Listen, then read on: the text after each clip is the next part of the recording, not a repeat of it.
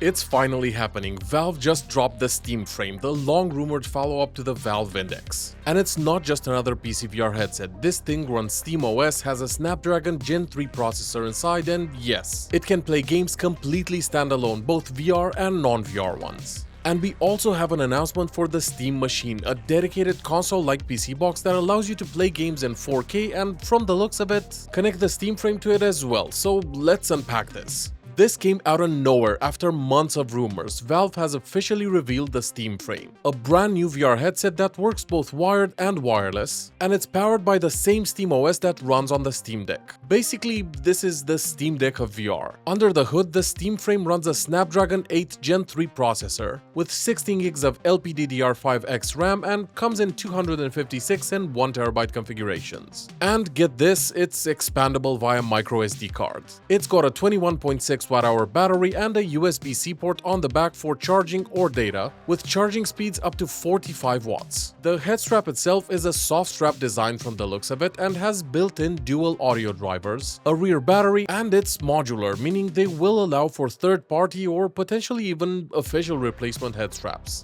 This is great news, but knowing Valve, this is gonna be comfy as heck even with the default strap. When it comes to weight, we've got a very light product here, weighing in at just about 185 grams for the headset itself and 440 grams for the headset plus the audio head strap. The Index is to this day one of the most comfortable headsets on the market, so I expect this to be super comfy as well. Moving on to the displays and optics, each eye gets a 2160 by 2160 LCD panel running at up to 144Hz refresh rate, though they do mention this refresh rate is experimental. Sad to see they didn't go with OLED, but realistically the Index's displays still hold up to this day, and its biggest downside is the lenses. And speaking of that, they're now going to be using custom pancake lenses for that thin edge-to-edge sharpness, and from the pictures, they also seem to be pretty large. Valve even teased this with the tagline, "Who wants pancakes?" They also mention a large 110-degree field of view, which is not really that large if you ask me, but we'll just have to see how it looks in person. It'll also have adjustable IPD from 60 to 70 millimeters and even room for glasses. Tracking is fully inside out, so no need for base stations anymore, and so far no word of it even being compatible with those who might still want to use them. It's using 4 external monochrome cameras for headset and controller tracking, plus 2 internal eye tracking cameras that enable foveated streaming. That's Valve's new system that renders in full quality only where you're looking, saving bandwidth and boosting clarity. The Steam Frame will also have IR illumination, so it should work perfectly in a pitch black room as well, but that's to be determined once I can actually test it. When it comes to connectivity, this is where things get interesting. It supports Wi-Fi 7 with dual radios, one for visuals and one for Wi-Fi. And it ships with a 6 GHz wireless adapter for direct PCVR streaming. So we should be getting perfect seamless PCVR streaming without needing extra software, dedicated routers, or any other additional setup. In other words, no cables, minimal compression lag, and no bandwidth fights between video and audio streams. You will also be able to use it standalone since it comes with SteamOS 3. Let's quickly go over the Steam Frame controllers, which look like a modern mix between the Index controller and a Steam controller, with thumbsticks, ABXY buttons, a D-pad, dual-stage grip triggers, and capacitive finger tracking.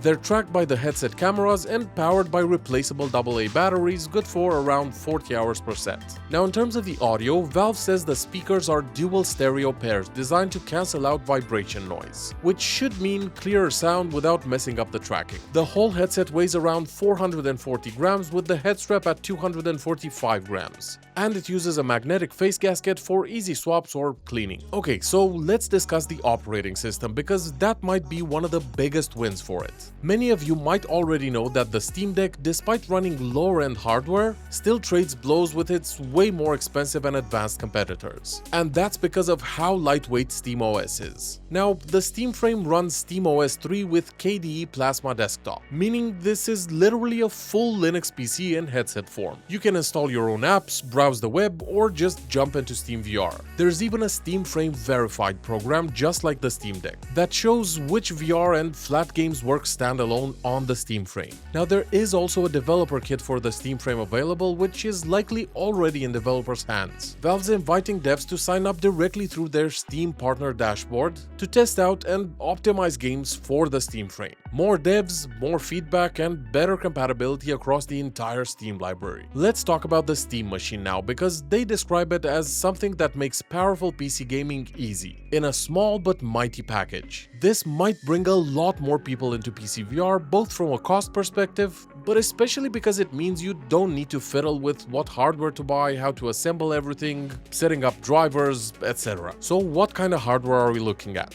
Well, it's gonna be running an AMD Zen 4 chipset with 6 cores and 12 threads, running at up to 4.8 GHz and a 30-watt TDP. It'll come equipped with 16 gigs of DDR5 RAM and 8 gigs of GDDR6 VRAM, and 2 storage options, a 512 gig one and a 2 TB one, as well as being able to expand it via micro SD card. Now, if that doesn't sound like a lot of power, it's because it isn't. This machine is meant more for streaming or playing lighter weight games directly on it, and you can think of it more like an overpowered Steam Deck than something to rival an RTX 5090 PC. In fact, Valve themselves say it's 6 times more powerful than a Steam Deck. They're claiming it'll be able to run games at 4K 60 FPS with FSR on. So we'll see what that means in terms of VR, but I'm expecting this to be more of a PlayStation 5 and PSVR 2 rival, just with access to the entire Steam library, which will be a huge selling point. This might be the biggest shift we've seen in VR since the Quest 2, combining Steam's massive PC library with true standalone freedom, with decent specs, hopefully great comfort, and the Steam machine to make it easier for users to get into PC VR. If Valve nails the software and developer support here, which I'm sure they will, Steam Frame could completely redefine what PC VR means. And trust me, I'm keeping a close eye on this one.